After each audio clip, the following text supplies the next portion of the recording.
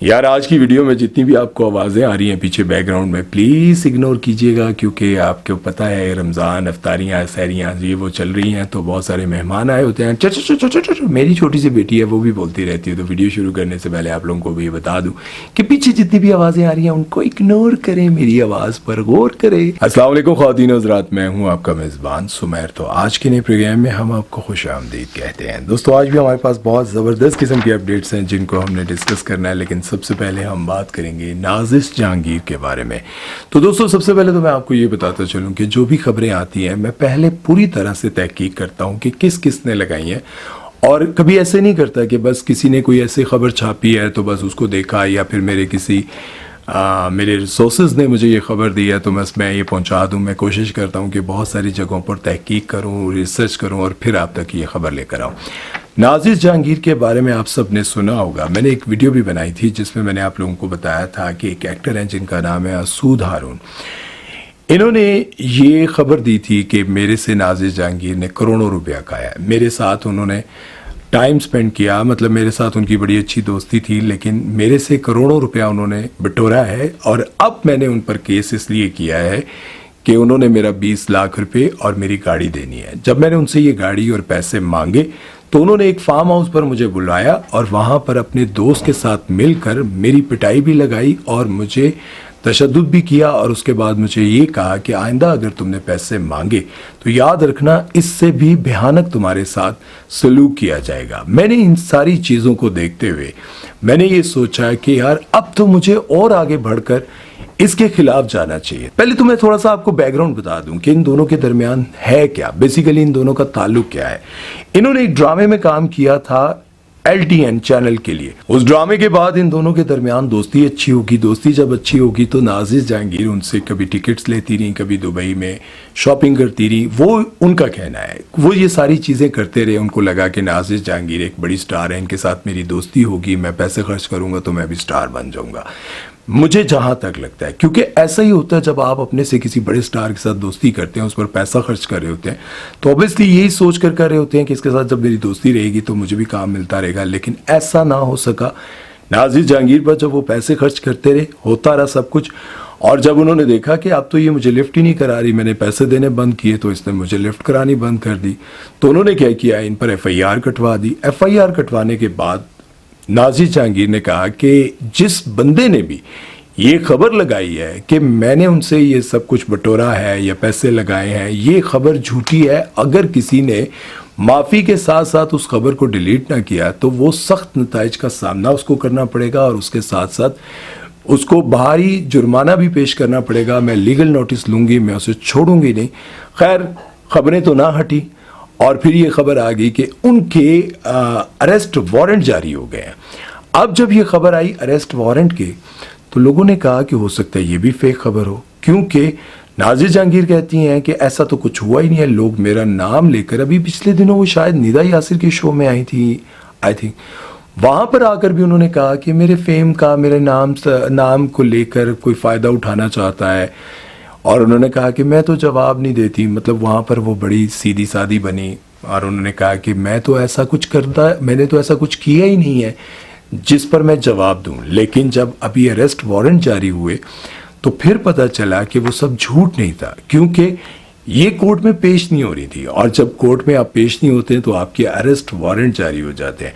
जब आप इनके अरेस्ट वारंट जारी हुए तो ये कोर्ट में जाकर पेश हो गई। वो खैर अरेस्ट वारंट इनके कैंसिल कर दिए गए और वो केस ठीक साबित हो रहा है। जाहिर है जब जिस चीज़ को ये कह रही थी कि वो फेक है, सब कुछ फेक है, आखिरकार वो सब कुछ सामने आ गया।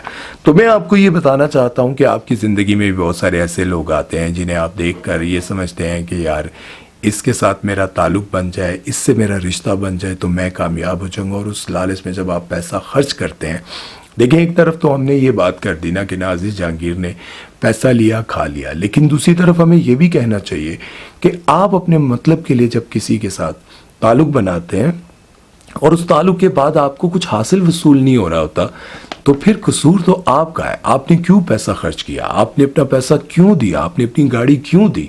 और जब आपने अपनी गाड़ी खुद अपनी मर्जी से दी और आपको लगा कि अब वो आपको लिफ्ट नहीं करा रही, तो जाहिर है उनको लिफ्ट इसीलिए चाहिए थी, आपके पास कुछ था। जब आपके पास कुछ नहीं रहेगा तो आपको वो लिफ्ट क्यों करवाएंगी। ये जितने दुनिया भर के स्टार्स हैं, ये किसी को ऐसे लिफ्ट नहीं कराते भाई, चाहे वो टिकटॉक पर हो, चाहे वो यूट्यूब पर हो, चाहे वो कहीं पर भी हो। बहरहाल इस बारे में अब आप लोगों का क्या कहना है? इसमें आपको नाज़िर जहांगीर की गलती लगती है या फिर सूद हारून की गलती लगती है? आपको क्या लगता है कि इन दोनों में किसकी गलती है? खैर, गलती तो दोनों की होगी, लेकिन आप लोगों को क्या लगता है कि किसकी ज़्यादा गलती है? बहरहाल इस बारे में आप लोगों ने कमेंट सेक्शन में सोच समझ कर अपनी राय देनी है। तो चलते हैं नेक्स्ट खबर की तरफ और बात करते हैं ज़ेबा बख्तियार के बारे में। ज़ेबा बख्तियार के बारे में ये मशहूर है कि उन्होंने अदनान समी के साथ जब शादी की तो उनसे जब वो बच्चा हुआ उसका नाम था अजान समी खान, जिनको आजकल आप बहुत सारे ड्रामों में भी देख रहे हैं। तो लोगों को ये लगता था कि ज़ेबा बख्तियार ने अदनान समी खान की मोहब्बत और मोहब्बत की निशानी यानी कि अजान समी खान की परवरिश के लिए उन्होंने शादी नहीं की। लेकिन लोग ये नहीं जानते कि ज़ेबा बख्तियार एक्स वाइफ, इनकी जब पहली शादी है, मतलब ये एक्स वाइफ रह चुकी सलमान विलानी, इनसे इनकी शादी हुई थी, ठीक है। उसके बाद ये शादी 1 साल चली। उसके बाद इनकी शादी एक्टर जावेद जाफरी से हुई, ये शादी भी 1 साल चली।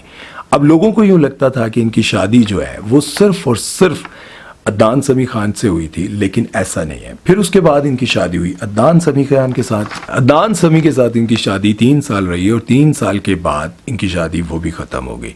अब उनमें से इनका एक बेटा है अजान समी। लोगों को यूँ लगता था कि यार इन्होंने अपने बेटे की खातिर सारी जवानी, क्योंकि ये बहुत पीक पर थी, बहुत फेमस थी और इतने ज़्यादा ड्रामे, फिल्में, हर जगह पर ये छाई हुई थी और ख़ूबसूरती तो इन पर अल्लाह ने बहुत ज़्यादा इनमें कूट कूट के भरी थी खूबसूरती।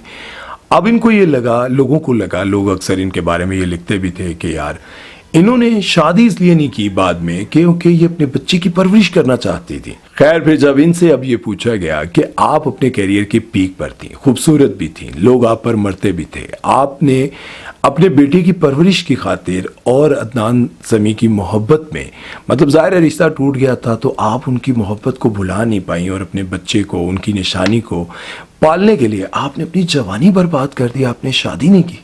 उन्होंने कहा, हंसते हुए कहा, सॉरी, इतनी मैं फिल्मी नहीं हूँ। Not consider marriage again because now you had your son to look after और आपने उसको अपनी पूरी attention देनी थी। You see, that's a very filmy approach. I'm sorry, that's a very filmy approach कि अभी मैं माँ हूँ, अभी मैं शादी नहीं कर सकती। No. ऐसे नहीं। If I had met a decent human being who I thought was appropriate, I would have gotten married, but I did not. I won't get filmy. I'm not going to sound like a 1970s film because that's how it is कि इतनी बड़ी कुर्बानी दी, कोई कुर्बानी नहीं दी। Had I met someone who I thought would have been a suitable, compatible partner for me for the rest of my life, yes, I would certainly have gotten married. आप लोगों ने गलत सोचा, गलत फहमी थी आपकी। मैं ऐसी माँ नहीं हूँ, फिल्मी माँ नहीं हूँ। मैं फिल्मों में काम ज़रूर करती हूँ, लेकिन फिल्मी माँ नहीं हूँ कि मैं ये सोच कर के मैं अपने बच्चे की परवरिश करूँगी और अपनी जवानी जो ऐसी ही डाल दूँगी। मैंने शादी इसलिए नहीं की कि मुझे ऐसा बंदा नहीं मिला, क्योंकि 3 शादियां तो मैं पहले कर चुकी थी। मैंने ये फैसला किया कि यार किसी के साथ फिर शादी करके चौथी मोहर लगवाने से बेहतर है कि मैं शादी करूँ ही ना। मैंने ज़िंदगी ऐसे गुजार दी, लेकिन इसके पीछे ये हिस्ट्री नहीं है कि मैंने अपने बेटे की खातिर शादी नहीं की। बात बड़ी मुझे समझ में आई यार कि चलो उन्होंने सच तो बोल दिया, वरना वो मजलूम बन जाती और रोने लग जाती। जाहिर है अपनी मोहब्बत और अपने आपको क्या पता एक्ट्रेस की लाइफ क्या होती है? आपको क्या पता एक सिंगल मदर कैसे अपने औलाद को पालती है? शुक्र है ये सब कुछ उन्होंने नहीं किया, क्योंकि वो वही कर सकती थी। लेकिन उन्होंने कहा कि मैंने शादी इसलिए नहीं की, मुझे कोई चंगा बंदा नहीं मिला। तो बहरहाल ये आप लोगों ने जो सोचा होता है और आप लोग जो लिख रहे होते हैं, लिखने वालों को मैं कह रहा हूँ कि ऐसा ना लिखा करें, क्योंकि गले बढ़ जाता है। बहरहाल इस बारे में आप लोगों की क्या राय है कमेंट सेक्शन में ज़रूर बताइएगा। चलते हैं नेक्स्ट खबर की तरफ और बात करते हैं जी डकी भाई के बारे में। तो आप सभी को पता है कि डकी भाई आज से कुछ अर्सा पहले तक पाकिस्तान के बड़े यूट्यूबर हुआ करते थे और इस वक्त उनके यूट्यूब चैनल पर बहुत कम व्यूज़ होते हैं। मतलब जिस तरह से 2 मिलियन, 3 मिलियन, 4 मिलियन हुआ करते थे, अब बड़ी मुश्किल से मिलियन तक जाते हैं, बड़ी मुश्किल से। तो इस वक्त मुझे यूँ लगता है जिस तरह से रजब भट्ट ने कहा था कि मैंने डकी को 1 साल में खुडे लाइन लगा दिया है, मतलब उन्होंने ये लफ्ज़ बोले थे कि मैंने डकी को खुडे लाइन लगा दिया, मतलब उसका पट्ठा बाल दिया, मैंने उसको बिल्कुल फ्लॉप कर दिया।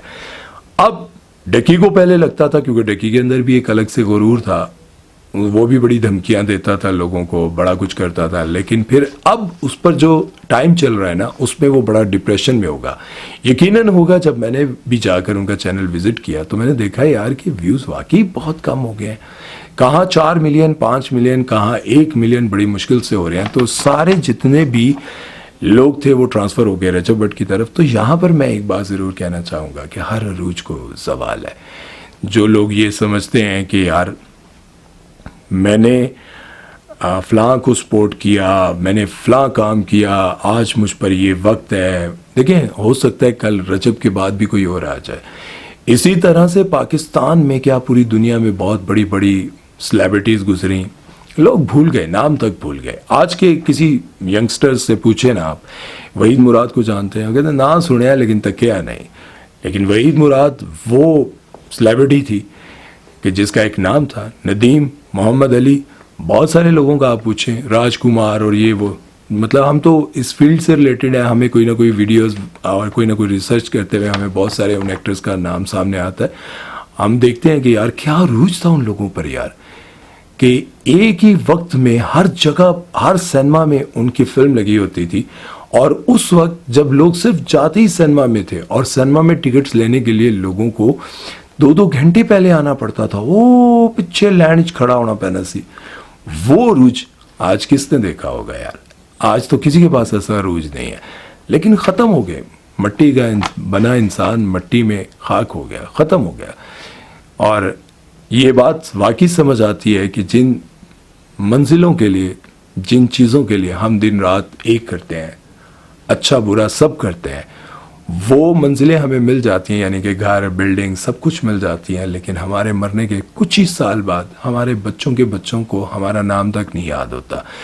कब्रें वीरान पड़ी हुई हैं। यकीन जाने, मैं कभी एक व्लॉग बनाऊंगा और आपको दिखाऊंगा बहुत सारे सुपरस्टार्स की कब्रों को, वीरान पड़ी हैं। उनके बच्चे अमेरिका में हैं, किसी के कनाडा में हैं। बच्चों के पास वक्त ही नहीं है कि अपने बाप की कब्र पर आकर कभी नज़र ही मार जाए कि इस शख्स ने हमारे लिए किस तरह से मेहनत करके ये सब कुछ बनाया था। तो खैर, हर उरूज को ज़वाल है, सबका टाइम आता है और टाइम ख़त्म भी होता है। बहरहाल डकी पर इस वक्त ये हालात चल रहे हैं। चलते हैं बहरहाल नेक्स्ट खबर की तरफ, और आप लोगों ने इस बारे में अपनी राय ज़रूर देनी है। चलते हैं नेक्स्ट खबर की तरफ और बात करते हैं निदा यासिर के बारे में। तो निदा यासिर का मोए मोए हो गया। मोए मोए कैसे हो गया? कि उन्होंने अपने सहरी ट्रांसमिशन में जितने फेमस बच्चे हैं, जिस तरह से अहमद शाह और वो एक बच्चा था, क्या नाम था, शिराजी, और उसकी बहन, और उसके साथ और भी बच्चों को, और अपने बेटे 7-8 साल के बच्चे को भी बुलाया और उनसे पूछा कि आपको खाने में क्या पसंद नहीं है और क्या पसंद है। किसी ने कहा मुझे दाल नहीं पसंद, किसी ने कहा मुझे कबाब नहीं पसंद, किसी ने कहा मुझे ये नहीं पसंद, किसी ने कहा मुझे वो नहीं पसंद। तो निदा यासिर के बेटे ने जवाब दिया, तो निदा यासिर का मोए मोए हो गया। उन्होंने कहा कि मेरी मामा को तो कुछ बनाना ही नहीं आता, तो मैं क्या बताऊं कि इनके हाथ का क्या बना मुझे पसंद है और क्या नहीं पसंद है। और आपको पता है, निदा यासिर ने अपने घर में एक बड़ा अच्छा कुक रखा हुआ है, क्योंकि जाहिर है जब बंदा इतना बड़ा स्टार बन जाता है तो उसके पास टाइम कहाँ होता है। और उससे पहले भी इन लोगों को ज़्यादातर कुछ बनाना नहीं आता। और आपको पता है, जिस तरह से दानिश तैमूर ने भी बताया था कि मेरी जो वाइफ है उसको शादी के फ़ौरन बाद ही मैंने एक अच्छा सा कुक रख के दे दिया था, क्योंकि मैं जानता था कि अगर मैं इसके ज़िम्मे रहा और मैं ये सोचता रहा कि ये आयज़ा मुझे खाना बना कर देगी तो हमारा घर पूरा ही भूखा रहेगा। हालांकि वो इस बारे में पूरी इंडस्ट्री में मशहूर हैं कि उन्होंने अपने बच्चों का, अपने शोहर का, अपने घर का बहुत ख्याल रखा हुआ है, उन सबको बहुत अच्छे से रखा हुआ है और सबको बहुत खुश रखती हैं। लेकिन उसके बावजूद दानिश तैमूर कहते हैं कि इन 10 सालों में, शायद 10 साल हो गए उनकी शादी को, शायद 2 बार ही आयज़ा ने मुझे कुछ बना के दिया होगा। और निदा यासिर तो साफ बताती हैं कि मुझे कुछ भी बनाना नहीं आता। सही गल है, तुझे अपने मॉर्निंग शो लोगों की उल्लू बनाया करो बस। बहरहाल उल्लू ज़ेवरात यार, ये कि किसी भी अच्छा तो तुम्हें कैसे पता लगा? हाँ तुम नहीं बोली, मैंने देखा था। हाँ अल्लाह, ये कैसे हो गया? हाँ, ऐसी एक्टिंग करती रहती हैं वो। चले बहरहाल ठीक है, चल रहा है उनका, चलने दे। तो बेटे ने उनके मोए मोए कर दिया। बहरहाल प्रोफेशनल लाइफ के साथ घरेलू लाइफ बड़ी मुश्किल होती है, और फिर आप अपने बच्चों को लेकर आते हैं तो बच्चे मन के सच्चे कुछ भी बोल देते हैं। बहरहाल आप लोगों को लगता है कि ऐसी लाइफ अच्छी होती है जब आपको कुछ भी ना बनाना पड़े, किचन में जाना ना पड़े, अपने शौहर को अपने हाथ से कभी कुछ खिलाना ही ना पड़े। ऐसी लाइफ अच्छी है या अपने शौहर को खिला कर, पिला कर, उसे खुश करके क्या लगता है कमेंट सेक्शन में जरूर बताइएगा और अपना बहुत सारा ख्याल रखिएगा, दुआ में याद रखिएगा। सुमैर चौधरी को दीजिए इजाजत, अल्लाह हाफिज।